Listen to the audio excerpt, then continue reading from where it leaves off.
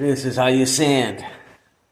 Sandpaper first. You got it? The sponge. That's what I'm doing. I'm using a sponge. So I'm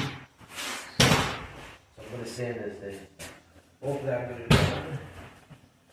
So, normally I have a big sponge, but I'm not using it anymore. I got a bigger one with this.